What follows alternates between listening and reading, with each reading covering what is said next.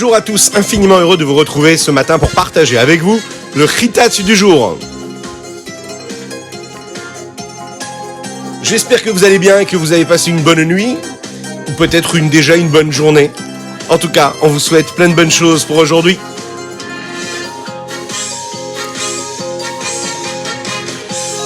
Aujourd'hui, nous sommes le 4e jour de la semaine de la Parashat Vaera. Et nous sommes le Chaf et Tevet, le 25 du mois de Tevet, et Tafshin Pegimel, l'année du Hakel. C'est l'année du rassemblement et de l'unité du Ham Israël, du peuple juif.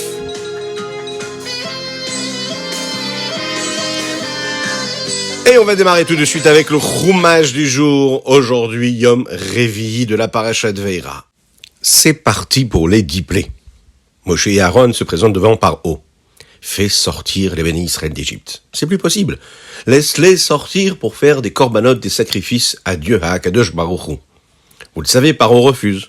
Il décide donc d'arriver avec un nes, un miracle. Et c'est ce qu'Hachem leur a demandé à Moshe et Aaron.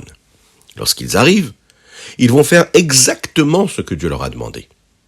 Paro leur demande, faites-moi un miracle. Montrez-moi que c'est vraiment Dieu qui vous a envoyé ici. Aaron va prendre le bâton, il va le jeter à terre. Et ce bâton va se transformer en serpent. Au moment où le miracle se termine, le serpent redevient encore une fois un bâton.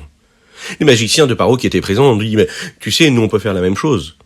Nous avons des pouvoirs, ce sont bien sûr des pouvoirs de l'impureté, mais de faire la même chose que Moshe et Aaron. Ils ont donc pris chacun leur bâton, ils l'ont jeté à terre. Et là, tous les bâtons se sont transformés en serpents. Mais qu'est-ce qui s'est passé ensuite ? Aaron a pris lui-même son bâton et l'a jeté encore une fois avec les bâtons des autres. Et là, qu'est-ce qui s'est passé ? Le miracle, c'est que il a mangé tous les autres bâtons.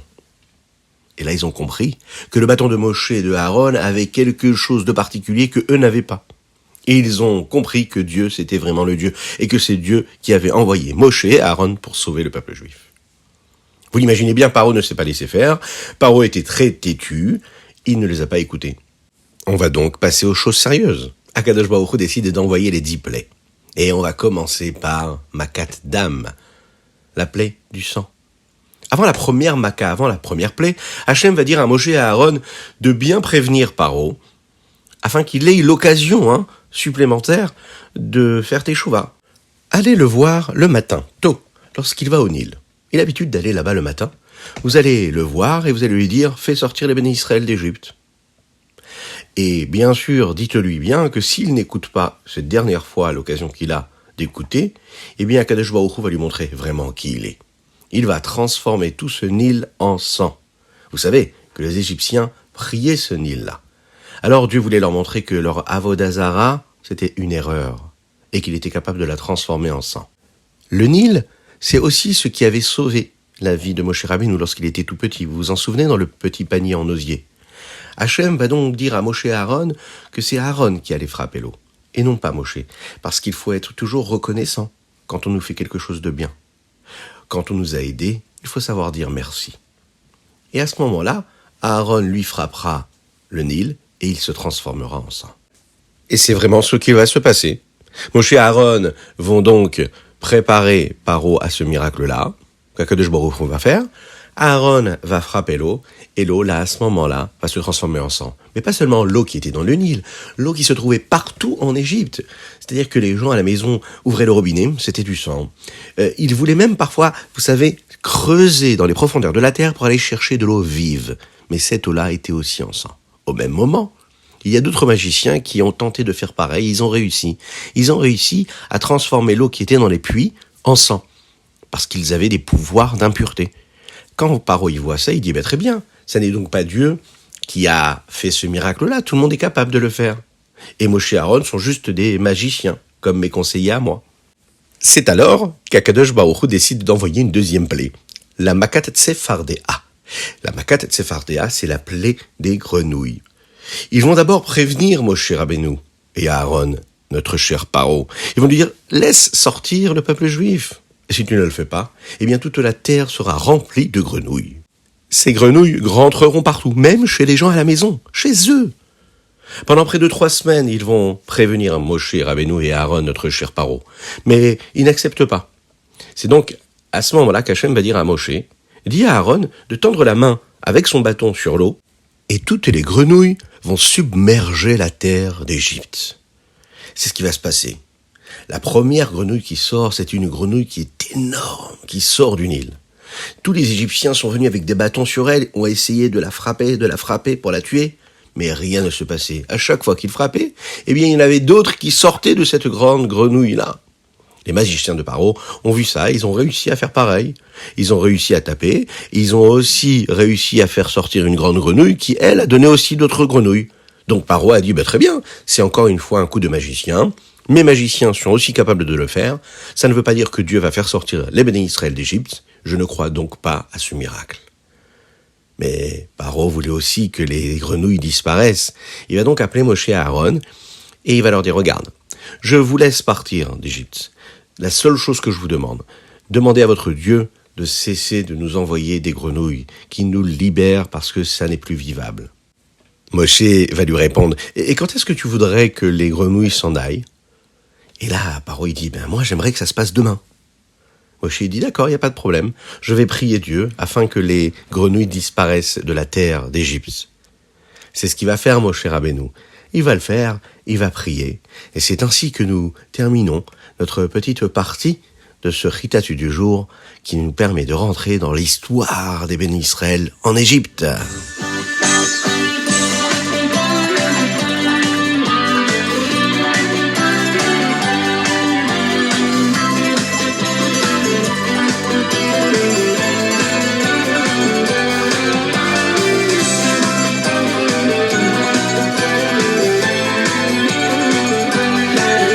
C'est ce qui nous amène à notre Téhilim du jour. Aujourd'hui, nous sommes le 25 du mois de Tevet et nous disons la première partie du chapitre Kuf Yud-Tet. Vous savez, le plus petit Téhilim de tout le livre des Téhilim. Mais non, je plaisante, vous savez, c'est le plus grand. Il y a d'ailleurs dans ce chapitre 119 tout le Aleph Bet, des versets qui commencent par le Aleph Bet. Et combien de versets il y a à l'intérieur, vous savez? 176. Et parmi ces 176 versets, il y en a 8 pour chacune des lettres du Aleph Bet. La majorité de ces versets parlent de la particularité qu'il y a dans la Torah et combien nous aimons cette Torah. Prenons un exemple, un des versets qui dit « Az loevosh beabiti el kol mitzvotecha » ce qui veut dire que je n'aurai jamais honte quand je verrai, quand je réfléchirai à toutes les mitzvot d'Hachem. Le Rambam utilise ce verset-là tout au début en introduction de son grand livre qui s'appelle le Yad HaChazaka. Vous savez, le Rambam, dans son livre que nous étudions d'ailleurs tous les jours, selon l'instauration de notre cher Rabbi, d'étudier tous les jours le Rambam parce que c'est tous les sujets de la Torah qui y sont relatés.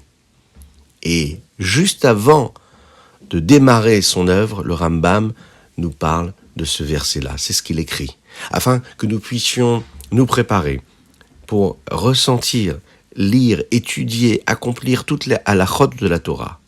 Si vraiment on est conscient de cela, alors à ce moment-là, on se dira qu'à chaque fois qu'on étudiera, à chaque fois qu'on prendra conscience et connaissance d'une mitzvah et de comment on doit l'accomplir, on sera fier de cela. On n'aura plus honte des mitzvot, parce qu'on saura comment les accomplir en maîtrisant comme il faut la halacha. On n'aura plus honte, parce que c'est magnifique de connaître et de maîtriser tous les sujets.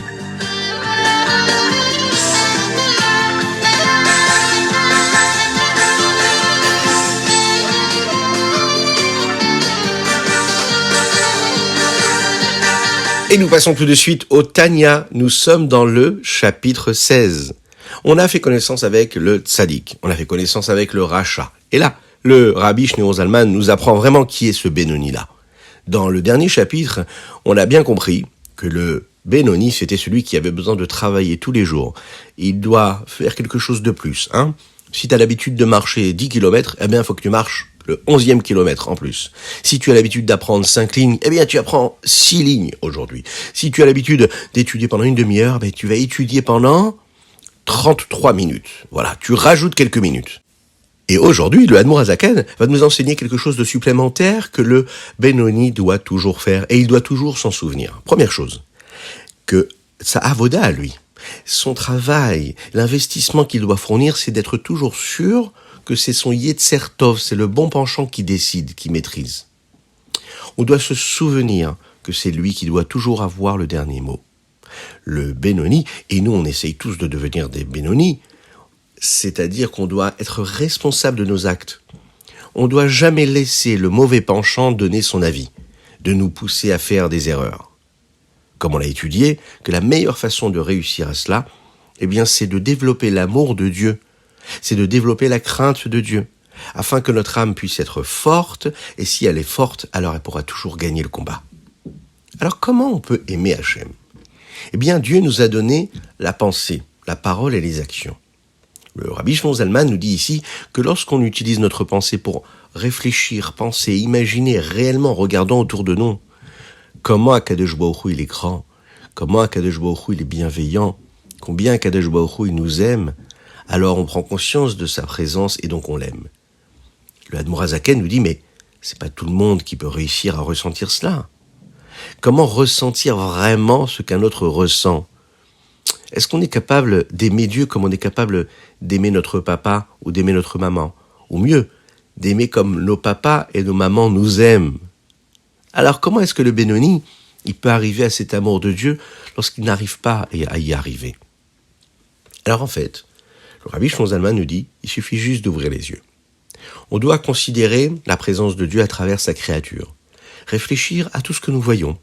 On va regarder les arbres qui sont dans la rue, qui sont dans les forêts, et puis on va se dire, mais c'est Dieu qui a créé ça. Et il y a le bois de cet arbre-là, il y a des branches, il y a des fruits, il y a des fleurs, il y a des plantes. On réfléchit à tout cela. Ensuite, on réfléchit au fait qu'Akadosh Baruch Hu nous ait choisis. Il nous aime, il nous a donné la Torah. Ça va nous amener à une forme d'amour pour lui. Ça réveille en nous la nécessité et l'envie d'accomplir la mitzvah. Comment est-ce qu'on peut, par exemple, aimer une personne que nous n'aimons pas, précisément ? Quand on arrive le premier jour en classe et qu'on découvre nos nouveaux copains, parfois on n'aime pas tout le monde. Oui, ça peut arriver. Qu'est-ce qui va faire qu'on a la possibilité de développer de l'amitié pour une personne que nous ne connaissons pas particulièrement, ou bien avec lesquelles nous n'avons pas d'affinité ? Et nous le savons, la Ahavat Israël, c'est d'aimer tout le monde. Alors, si par exemple on s'assoit avec lui, on commence à discuter avec lui, ou par exemple on va développer un jeu avec lui, on va passer du temps avec lui, on va apprendre à le connaître. Si on reste à l'extérieur, si on ne cherche pas à lui parler, jamais on pourra être proche de lui.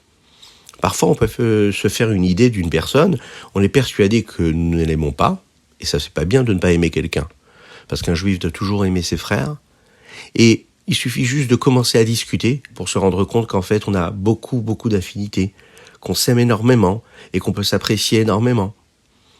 Par exemple, lorsque je vais faire quelque chose pour mon prochain, je vais décider de lui donner quelque chose. Je vais être bienveillant avec lui. Même si a priori, ça n'est pas mon copain, ça n'est pas quelqu'un que j'apprécie, mais je vais lui donner quelque chose. Et parce que je lui ai donné quelque chose, j'ai réussi à créer un lien avec lui. C'est pareil. Lorsque nous accomplissons une mitzvah, ça nous permet de réveiller en nous, depuis la pensée, la nécessité d'aimer Hachem et de faire ce qu'Akadosh Baruch Hu nous demande de faire. Alors, on a tous le pouvoir de se rapprocher du Benoni, et chacun doit faire un travail sur soi pour évoluer dans ce sens-là.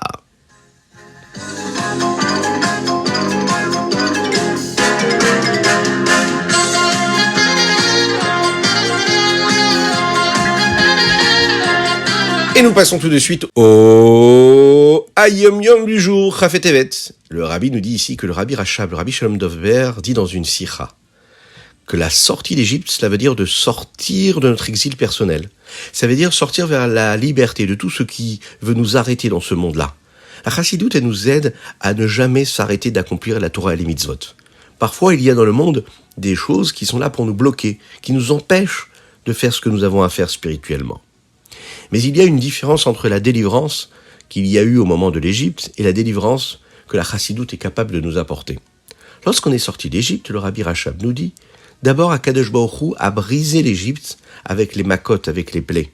Et ensuite, les bénis Israël ont été libérés d'Égypte. Par contre, la Géoula, la délivrance que l'homme réussit à voir grâce à l'étude de la chassidoute et au comportement chassidique, c'est surtout de ne jamais briser le monde. Il faut juste faire en sorte que le monde qui nous entoure soit là pour nous aider et pas nous empêcher. On doit regarder le monde tel qu'il est de manière positive.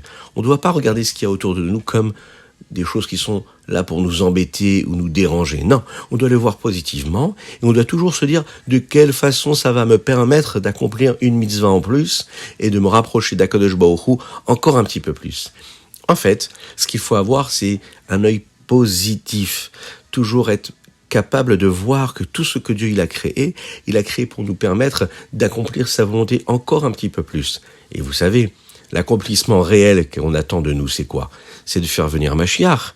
Et Mashiach, il viendra lorsqu'on utilisera chaque élément qu'il y a dans notre monde pour nous permettre de le faire venir. Pour faire une mitzvah, et encore une mitzvah, et encore une mitzvah.